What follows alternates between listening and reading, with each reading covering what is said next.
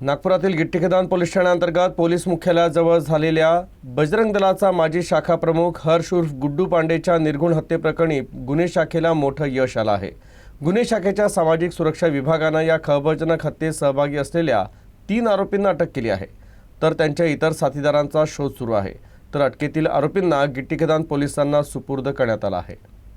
या हत्येनं शहरातील पोलीस विभागात खळबळ उडाली आहे। शहरातील सर्वात सुरक्षित मानल्या जाणाऱ्या पोलीस मुख्यालय परिसरात घडलेल्या अशा घटनेनं गिट्टीखदान पोलिसांच्या कार्यपद्धतीवर देखील प्रश्न उपस्थित केले जात आहे। गुरुवारी उशिरा रात्री येलो बिल्डिंग जवळील सरकारी इमारत क्रमांक 416 समोर गुड्डू पांडेवर धारदार शस्त्रांनी हल्ला करून हत्या करण्यात आली। त्यानंतर सर्व आरोपी घटनास्थळावरून पळून गेले होते।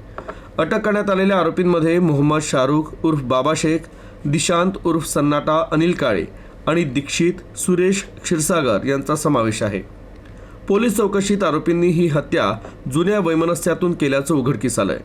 आरोपीनुसार मृतक गुड्डू पांडे आणि त्याचा भाऊ संदीप पांडे यांनी यापूर्वी आरोपी दिशांत काळेची मावशी राहुल वैरागडेची आई हिला चाकूचा धाक दाखवत शिवीगाळ करत जीवे मारण्याची धमकी दिली होती।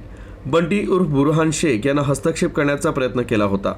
मात्र या घटनेमुळे संतप्त झालेल्या दिशांत काळे यानं बदला घेण्याचा निर्णय घेतला आणि आपल्या 2 साथीदारांसह गुड्डू पांडेचा शोध सुरू केला। दरम्यान आरोपींना माहिती मिळाली की गुड्डू आपल्या साथीदारांसह पोलीस लाईन टाकळी ग्राउंड परिसरात उपस्थित आहे। तिथं पोहोचताच वाद झाला आणि त्या दरम्यान गुड्डू पांडेनं चाकू काढून मोहम्मद शाहरुखवर हल्ला केला। स्वसंरक्षणार्थ शाहरुखनं चाकू हिसकावून प्रत्युत्तर दिलं, ज्यामध्ये गुड्डू गंभीर जखमी झाला आणि त्याचा जागीच मृत्यू झाला। हत्येच्या वेळी इतर कोणते आरोपी उपस्थित होते याचा तपास पोलीस सध्या करत आहे। 3ही आरोपींना गिट्टीखदान पोलिसांच्या ताब्यात देण्यात आलं असून पुढील तपास सुरू आहे।